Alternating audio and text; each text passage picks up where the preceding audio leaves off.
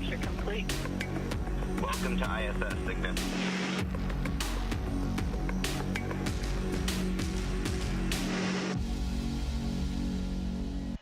You're looking at a live view of Falcon 9, scheduled to lift off at 6:11 p.m. Eastern Time from Space Launch Complex 40 at Cape Canaveral Space Force Station in Florida.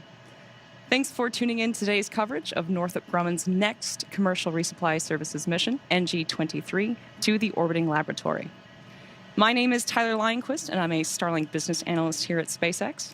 Today's mission marks SpaceX's sixth mission headed to the International Space Station this year, following NASA's CRS-32 and 33 resupply missions, NASA's Crew 10 and 11 astronaut missions, and AX-4 on behalf of Axiom Space.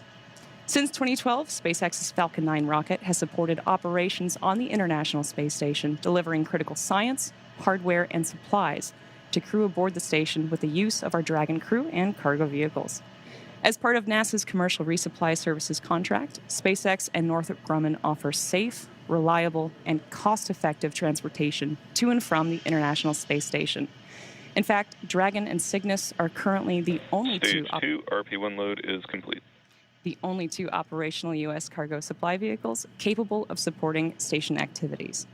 And today's mission marks the third Cygnus mission SpaceX has launched on behalf of Northrop Grumman.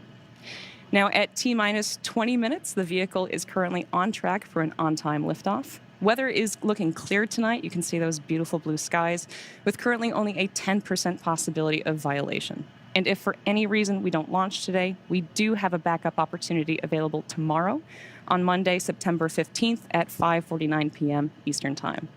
And as you might imagine, the crew on board the space station is busy prepping for their upcoming delivery. So for more on those preparations, I'll turn it over to NASA's Sandra Jones. Sandra? Thank you, Tyler, and good afternoon, everyone, from the International Space Station Flight Control Room here at the Johnson Space Center in Houston, Texas. It's a full house aboard the International Space Station with 7 crew members living and working at the Orbital outpost. The Expedition 73 crew, who you see now on your screen, are being led by Space Station Commander Sergei Ryzhikov, but the focus of attention today is the launch of a new Cygnus XL cargo spacecraft to the orbiting lab. The expanded capacity of Cygnus XL means more room for critical supplies and experiments in a single mission, improving efficiency by reducing the number of launches required for a given cargo mass. In fact, the Cygnus XL cargo capability is comparable to the weight of one adult African elephant, 55 refrigerators, or 33,000 apples to feed the crew on board the International Space Station.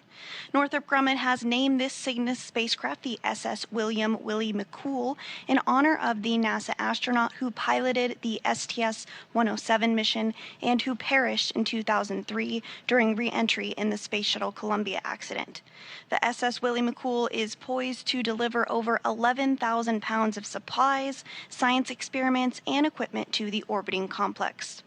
After Cygnus separates from the upper stage of Falcon 9 today, the spacecraft will conduct a series of engine firings to increase its altitude to match that of the International Space Station, which will set it up for the start of joint operations between Northrop Grumman engineers in Dulles, Virginia, and the NASA Flight Control team here in Houston.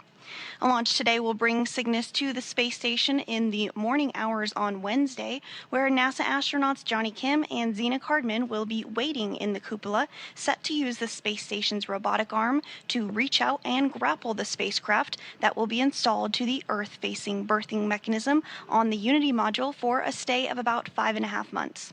Here in Mission Control Houston, we are looking ahead to today's launch, but for now, let's check back in with Tyler and Hawthorne. Thank you, Sandra. Now that is Falcon 9, a 2-stage rocket that is 229 feet tall and is getting ready for liftoff in just over 17 minutes. Falcon 9 recently completed its 500th mission overall and has flown more than 100 missions this year alone.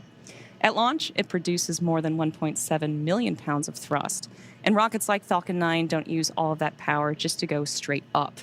So early in flight, Falcon 9 will perform a gravity turn that is a smooth pitch maneuver that tilts the rocket sideways to build up horizontal velocity.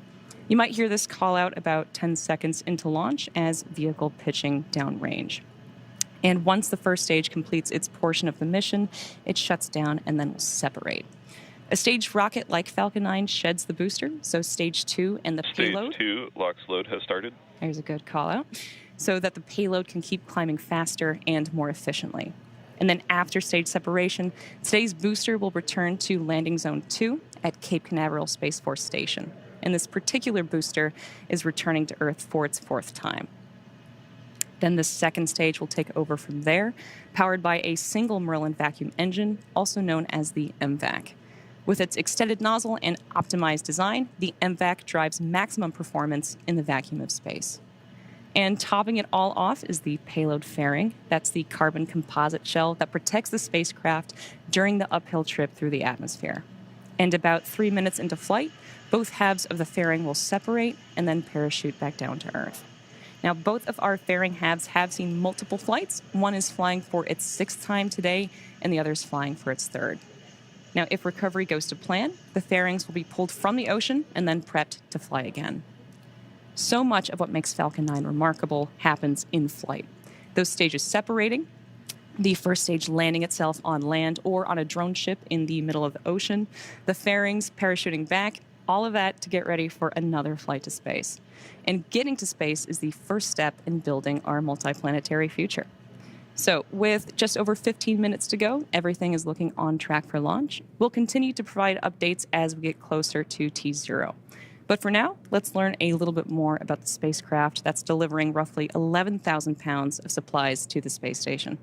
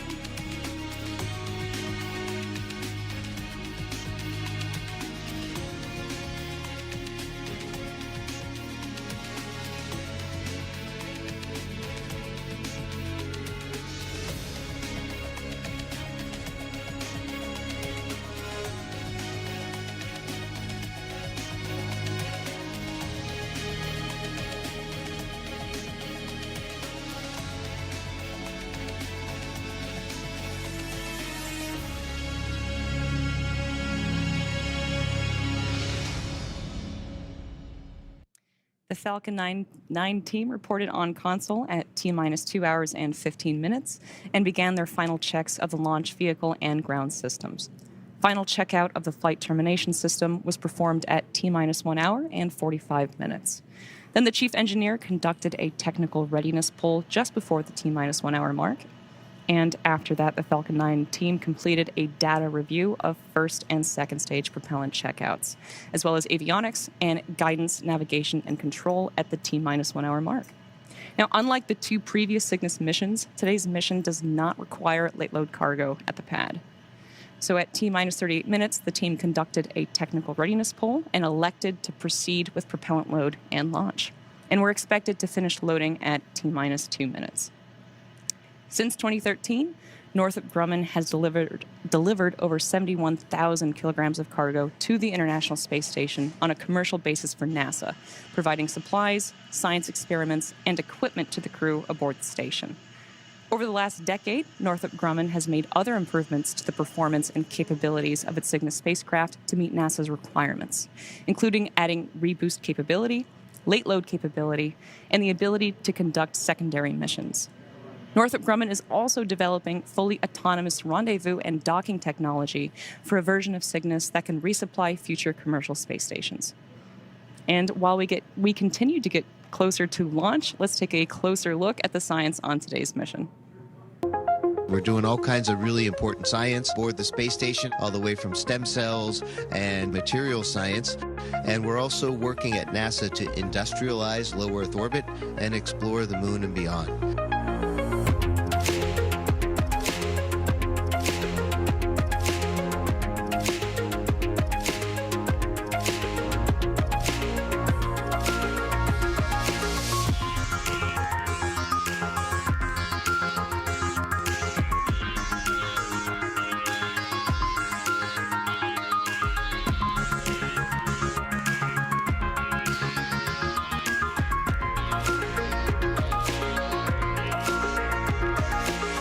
ISS is 250 miles above the Earth. The moon is 1,000 times farther than that, and Mars is even 1,000 times further than that. And so we've got a lot to learn, and I'm really glad that we're laying the footwork here on the ISS.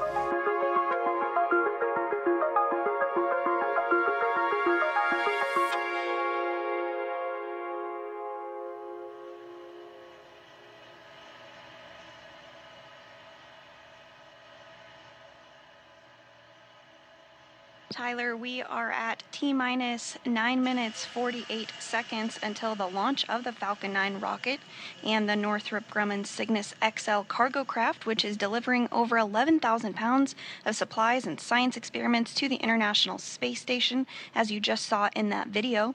Science is the prime focus for crews living and working on board the International Space Station, and today's delivery includes materials to produce semiconductor crystals in space and equipment to develop improvements for cryogenic fuel tanks. The spacecraft also will deliver a specialized UV light system to prevent the growth of microbe communities that form in water systems and supplies to produce pharmaceutical crystals that could treat cancer and other diseases. And that's just a quick snapshot of the science and research launching today, but for now, let's check back in with Tyler and Hawthorne. Thank you, Sandra. It is T-minus 8 minutes and 46 seconds, and SpaceX team is working with no significant issues. Coming up soon at the T-minus 7-minute mark, we are going to do engine chill on the first stage. So before any propellant flows, the plumbing and engines need to be chilled down. This prevents thermal shock and boil-off when the ultra-cold liquid starts moving. And this is what is referred to as engine chill.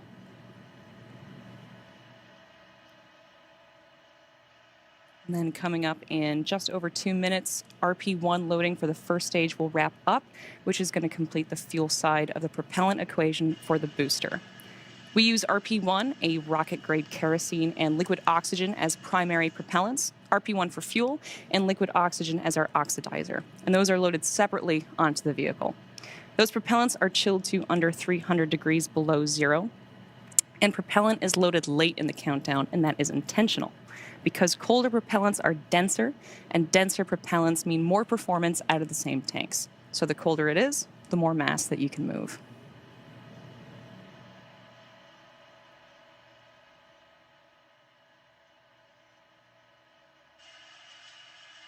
And the next call out that we will be looking ahead towards this afternoon is for Stage 1 RP load complete. We do expect that call out at about the 6-minute mark. As Tyler said, RP1 is densified kerosene or rocket fuel, which will help propel the crew into the cargo into orbit today.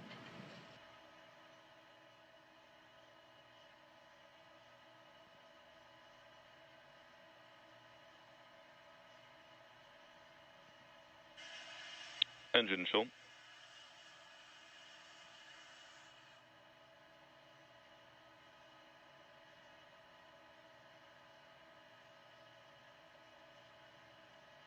We just heard that call out for engine chill. As mentioned earlier, that is to prevent thermal shock and boil off when the ultra cold liquid starts moving.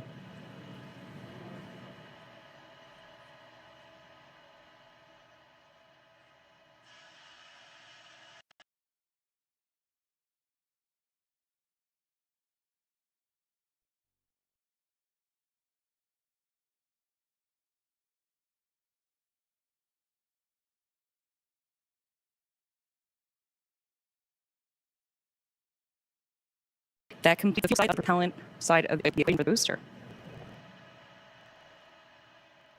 That's right, Tyler. And up next, we'll hear the call for Dragon to configure for terminal count and then transition to internal battery power.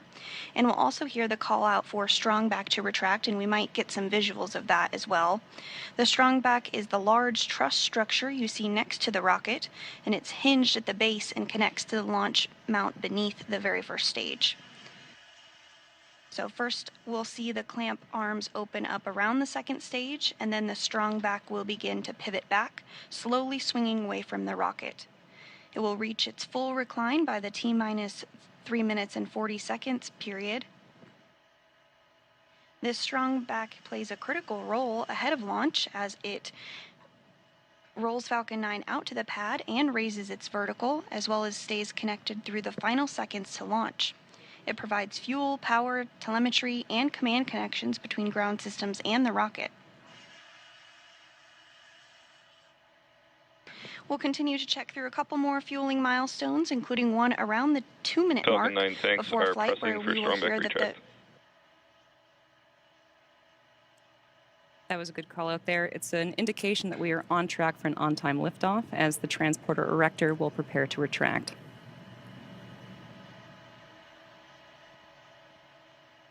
So we are about 20 seconds away from starting to see those clamp arms starting to open around the second stage at the top of the vehicle. They're important because they help stabilize the second stage during propellant loading. Strong back lower has started. We have pretty good views, and so soon we should start to see those arms opening up. It'll take about 15 seconds in total. They're also useful because they prevent movement in high winds, and once they are fully open, which is going to be soon, then the rocket will be fully free at the top.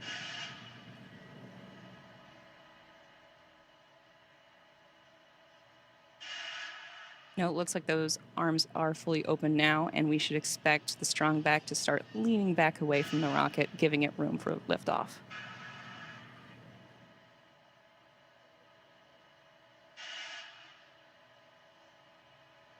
Okay.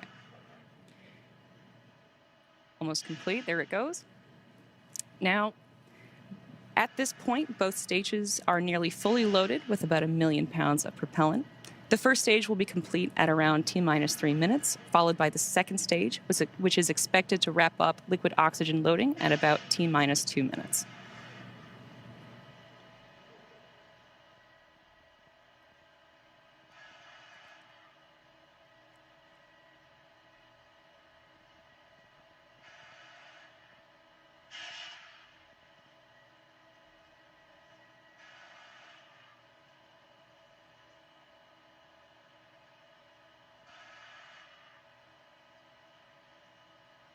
Stage 1 LOX load is complete.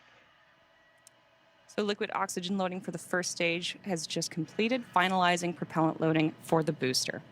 Now, the tanks are pressurized using helium, and that helium is chilled too, so it stays compatible with the cryogenic plumbing. During flight, that pressurization helps force propellant into the engines as the tanks empty. And then at T-minus 60 seconds, Falcon 9 will enter startup. At that point, the rocket's onboard flight computers will take over. From there on out, the countdown becomes fully autonomous.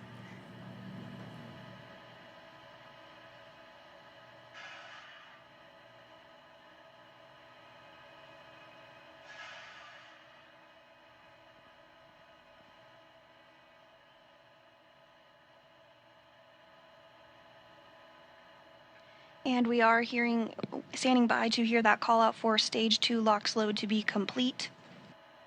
Stage 2 That will LOX load is complete the complete. prop load for the upper. And right on time, that liquid oxygen for the second stage is now fully loaded, completing prop load for the upper stage. We may also hear a call that Dragon's flight computer is in auto idle. You may notice the white clouds venting from around the rocket. That isn't smoke, that's actually condensation and is expected. As the liquid oxygen warms slightly inside the tanks, Ground some of gas it boils closeouts. off, and that gas is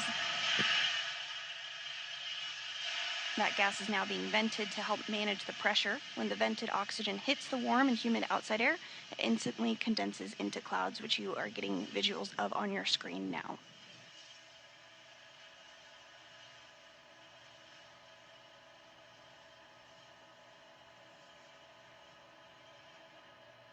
As of now, the payload remains healthy and the rocket is tracking no issues. Weather is green Falcon for... 9 is in startup. Good call out there. Weather is green for a scheduled liftoff at 6:11 p.m. Eastern Time, and we are heading into the final moments before launch. Launch director, go for launch.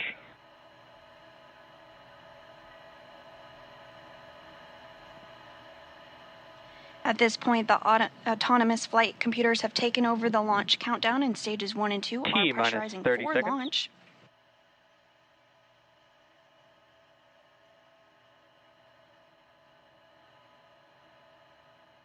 Everything looking good ahead of liftoff. T-minus 15 seconds. T-minus 10, 9, 8, 7, 6, 5, 4, 3, 2, 1. Engines full power and liftoff. Go Falcon, go Cygnus.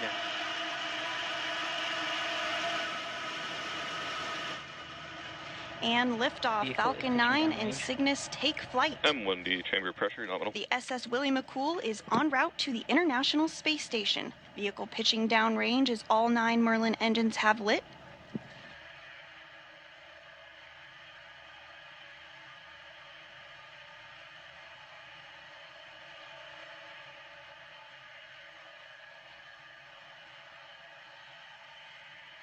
We are currently throttling down to prepare for Max Q, which is the point in the mission profile where the vehicle experiences the greatest amount of aerodynamic pressure that it'll see Telemetry nominal. on ascent. Max Q is reached when the air density of the atmosphere decreases faster than the increasing speed of the rocket. So look out for that call out, which we're expecting to hear shortly. Falcon 9 is supersonic.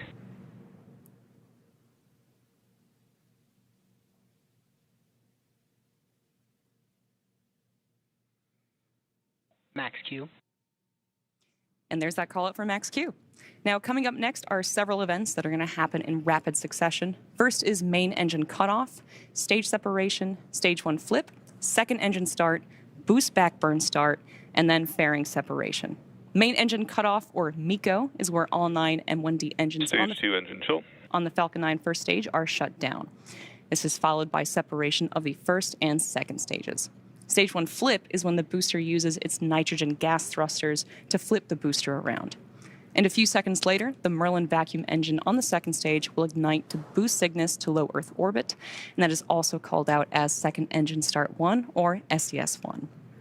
After that, Falcon 9's first stage will ignite again to orient itself to head back to land. And shortly thereafter, the 2 fairing halves will separate and expose the spacecraft to the vacuum of space. And we should be hearing the first of those call-outs in about 10 seconds from now.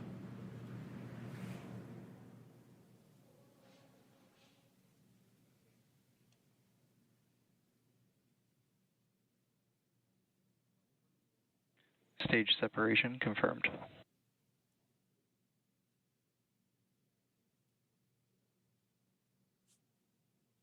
MVAC startup. Stage 1 Boostback startup.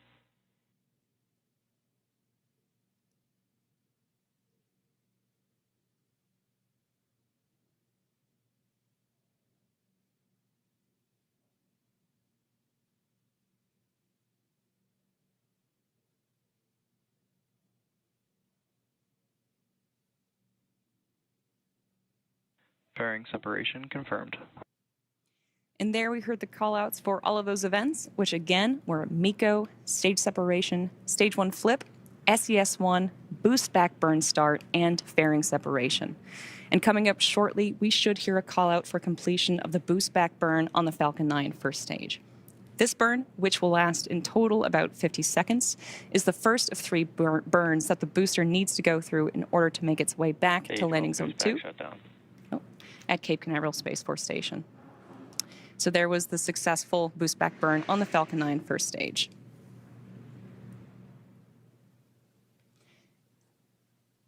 If you're just joining us, you're watching live coverage of Northrop Grumman's Commercial Resupply Services 23 mission to the space station. We had an on-time liftoff at 6:11 p.m. Eastern Time from Space Launch Complex 40 at Cape Canaveral Space Force Station.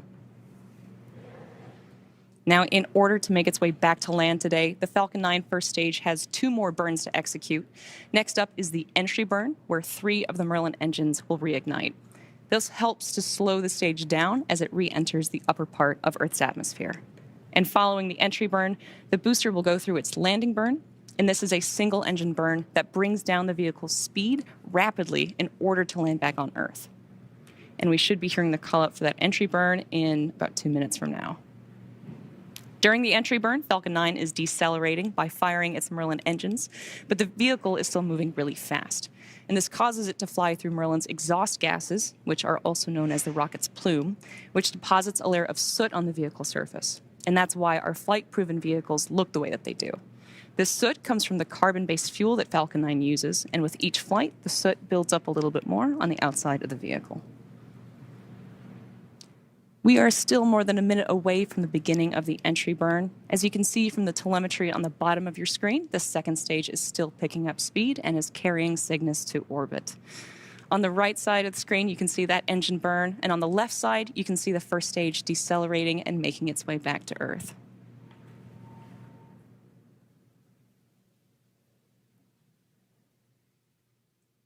Now, you might have noticed on the left-hand side of your screen that Falcon 9 is equipped with those 4 hypersonic grid fins, which are positioned near the top of the first stage. Stage 1 is using nothing but those grid fins for steering as it returns to Earth. They orient the rocket during re-entry and guide it during its descent back down to Earth.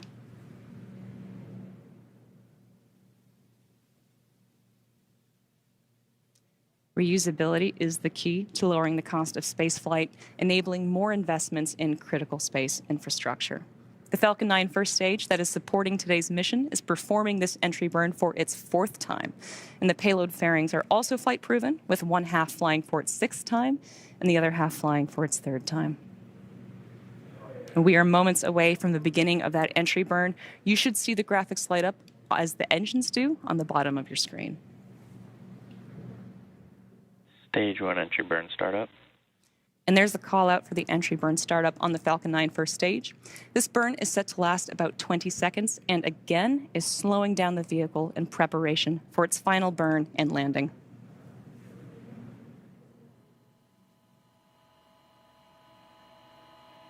These are incredible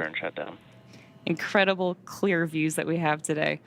And we also just heard the call out for the entry burn shutdown, which is the completion of the Falcon 9 first stage entry burn. Coming up next will be the first stage landing burn, which is going to start a little over a minute from now. So soon we'll have that start of the landing burn of the first stage. This is the final burn of the Falcon 9 booster used to reduce the remaining speed of the vehicle for a gentle and precise landing. Check out those incredible views as it comes down. Stage 1, FTS has saved. Stage 1 transonic.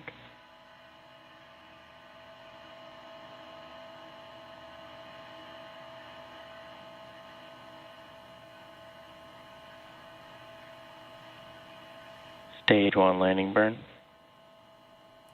You just heard the call out for the landing burn start on the Falcon 9 first stage. Again, this is the final burn that this booster will see before landing.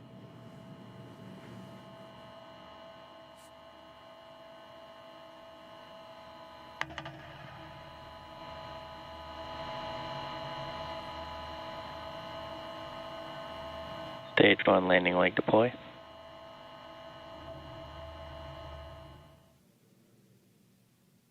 Stage 1 landing confirmed. And that was another successful landing of our Falcon 9 rocket. Stage 2 has entered terminal guidance. This is the 4th launch and landing for this first stage. Stage 2, FTS has saved.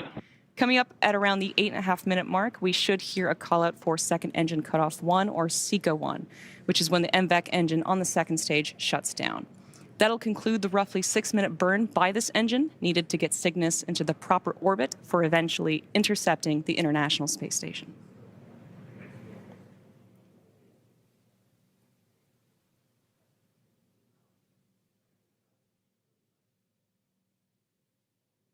MVAC shutdown. And there's that call out for the second stage. We are now waiting for confirmation of good orbit. Nominal orbit insertion. And there was a great call out there. So, at T plus 8 minutes and 57 seconds into the mission, and the second stage has one last major task, and that's commanding separation of the Cygnus spacecraft in just a few minutes from now.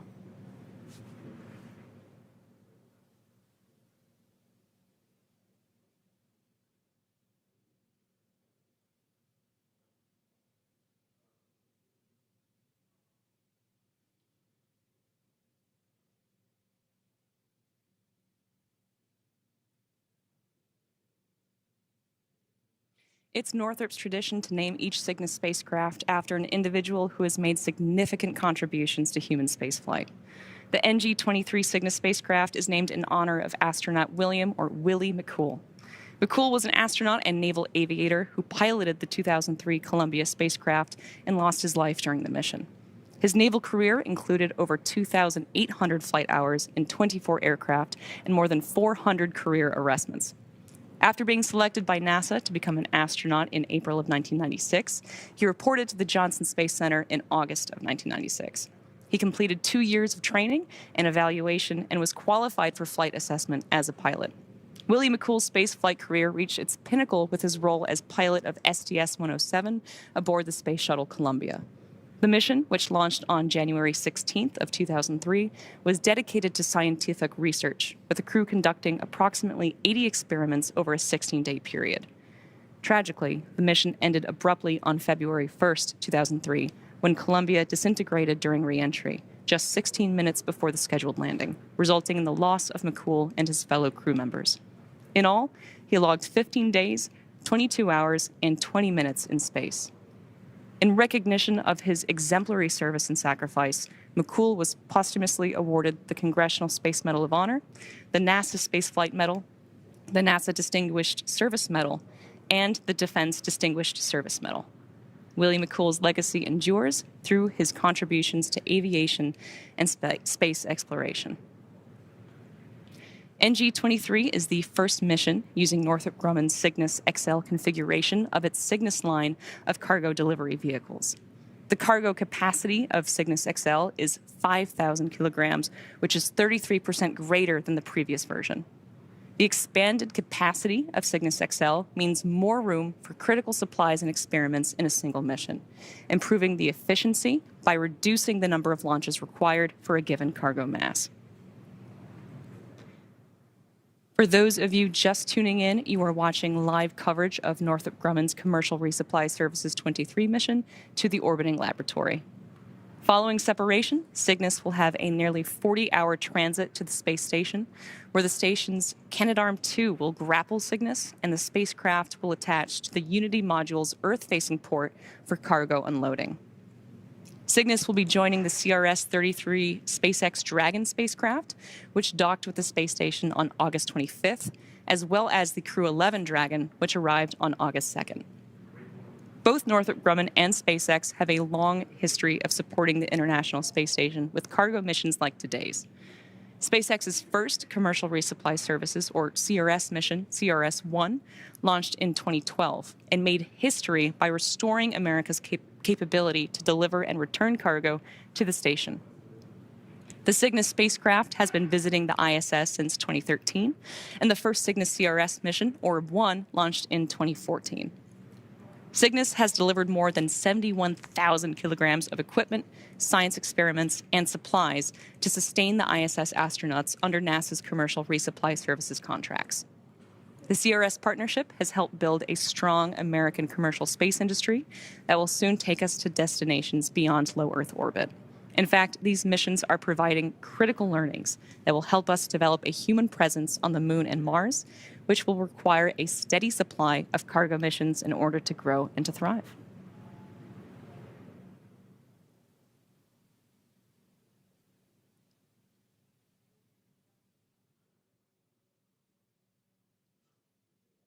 Just as a quick correction, it's actually a 60-hour transit to the station.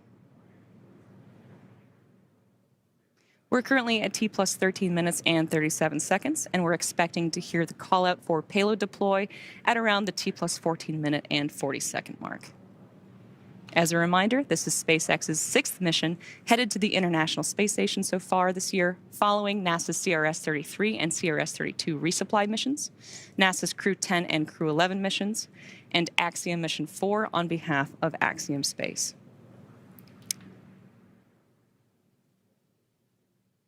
Following separation, Cygnus will have that 60-hour transit to the space station, where the station's Canadarm2 will grapple Cygnus, and the spacecraft will attach to the Unity module's Earth-facing port for cargo unloading by the Expedition 73 crew.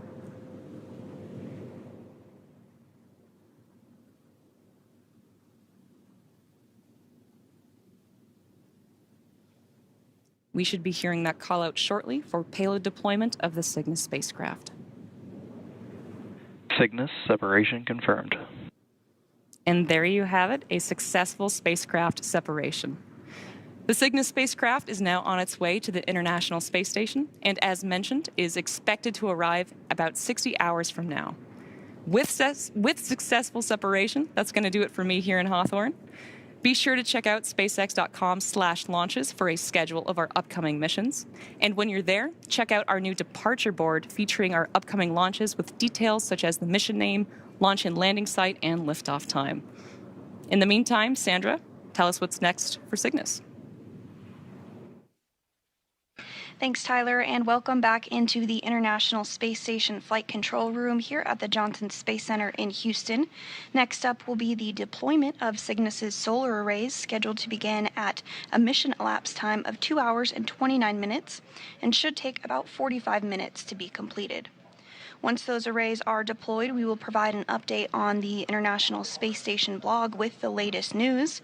But joining me now is G. Patel, the manager of the Mission Integration and Operations Office, and he's here today to discuss the launch of Cygnus a little bit more. So, G, how significant was today's launch of a larger Cygnus spacecraft, and how valuable is this for continued space station operations? Hey, thank you, Sandra. You know, all of our missions are critical, but this particular mission is even more so critical. You know, NG-22 was scheduled to be launched in June, and we had an issue with that spacecraft during a shipping incident, and so we weren't able to get that mission launched. And so the NG team has done a phenomenal job accelerating this mission 4 months to be able to get this launch off today. This is a different variant, as you guys have highlighted. It's the Cygnus XL, is what they call that. It has 33% more capacity to launch cargo, and it's extremely important. There's a lot of critical consumables, supplies, food, water, air that we need for station to maintain habitability of crew. And then also we've got critical science that we also have on this mission. And so, you know, we consider this really important to be able to enhance and expand our capability to launch more cargo. But in addition to that, you know, there's other functions that the Cygnus is going to serve. You know, it's certified for 200 days to be up Earth to ISS. And, you know, with that, you can do some other operations, like what we call extend the lab. So, you know, there's powered locker capability that's on the spacecraft, and so we are able to power science within the spacecraft while it is with ISS. In addition to that, you know, we obviously like to dispose or remove as much as we're bringing to station to maintain stowage and keep things habitable, and so the 200 days helps us as the crew is accumulating trash for us to be able to stow that. And then also the spacecraft has a payload on it post ISS that it's going to perform a demonstration. It's called Palomino. which will demonstrate some electric propulsion technologies. And so all of this, these capabilities are really important to the overall mission. Thank you. Very insightful information. Now, if you would, at this hour, the crew is, of course, asleep on board the International Space Station, but can you outline for us the upcoming activities for the crew on board as they prepare for Cygnus's arrival early Wednesday? Yes, certainly. So as you highlighted, Zena Cardman and Johnny Kim are going to be our robotic operators. And so in prep for arrival of Cygnus on Wednesday, they are going to be conducting onboard training to prepare for the robotic operations. In addition to that, on Tuesday, the day prior to the capture and berthing of the vehicle, they'll be preparing the Node 1 Nadir hatch of the Unity module to be able to berth this capsule. So, for Zena and Johnny, they'll be busy with those operations, but then the rest of the crew will be conducting critical science. We've got ongoing time-critical science, human research, biological science occurring, and so the crew will remain busy. The crew also has to maintain their health with exercise and other things, and keep our systems up to operations, and so there's routine maintenance activities as well. So, and then in prep for 11,000 pounds of cargo arriving, we have to conduct the operations with a certain choreography. And so the teams, the crew will be also looking at the choreography in advance, so that they have understanding of how we're going to stage the cargo, and how we're going to, dispose of it, of the trash that we need to remove from station. Thank you very much. We are certainly looking forward to Cygnus's arrival on Wednesday. We really appreciate you taking some time to join us today. Thank you again. Thank you.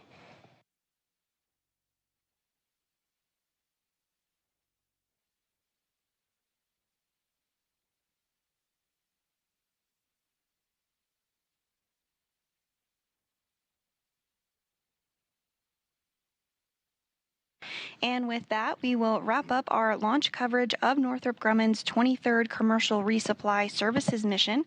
Cygnus now on course to be captured at about 5:35 a.m. Central or 6:35 a.m. Eastern on Wednesday morning. Live coverage of rendezvous and capture will begin at 4 a.m. Central or 5 a.m. Eastern, followed by coverage of Cygnus's installation to the space station at 7 a.m. Central or 8 a.m. Eastern. In the meantime, you can learn even more about this mission on the web at nasa.gov/commercial resupply. Thanks so much for joining us today. We'll see you back here Wednesday morning. But for now, this is Mission Control Houston.